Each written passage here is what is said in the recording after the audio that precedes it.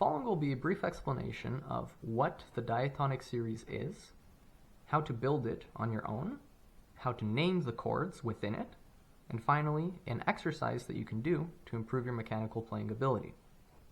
So, what we can take a look at first is what the diatonic series is. So put simply, the diatonic series is every single possible chord you can play using the notes from only one scale. So the simplest way to visualize this is with a major scale. Let's say you've got a major scale like C major, you already know that one, and it's got 7 notes. Every major scale has 7 notes, and the 7 notes in C major are C, D, E, F, G, A, B. So there's basically 3 kinds of triads that you can build. You've probably heard of the major and the minor triad. There's a third kind called the diminished triad. They all basically work the same way. You've got some set of intervals in between the notes. So for example, a major triad is +4 and then +3. A minor triad is +3 and then +4. And finally, a minor diminished triad is +3 and then +3. So there's basically 3 sort of chord shapes that are worth remembering with regards to the diatonic series.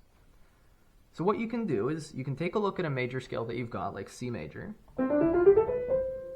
and you can imagine that you're playing a triad starting on each one of the notes. So if you start on the first note, that's C, there's only one option for the major triad that you can use at this point, because you can't use an E flat. There's no E flat in C major. So you have to play a major triad. You have to play the E natural.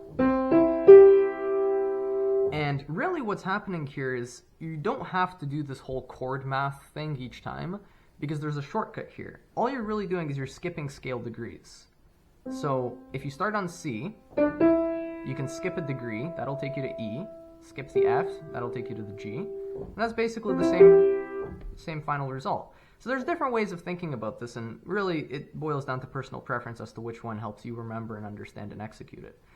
So let's take a look at the next chord, right? So that was called your major 1, because it's major, and it starts on the 1, the first degree, the 1 degree.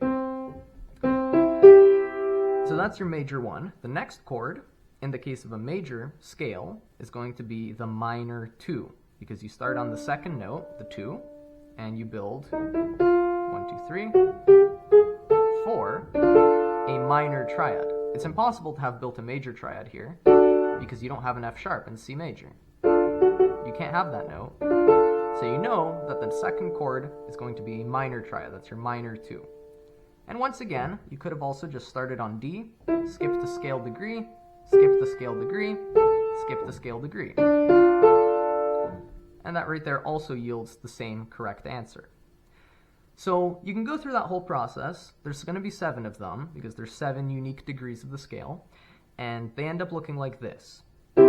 Major 1, minor 2, minor 3, major 4, major 5, minor 6, minor 7 diminished, and back to major 1.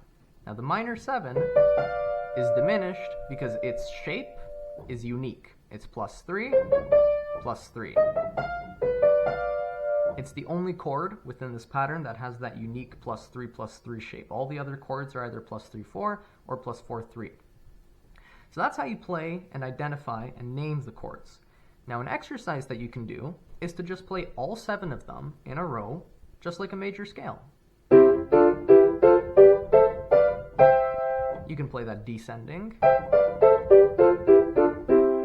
And you can play with both hands.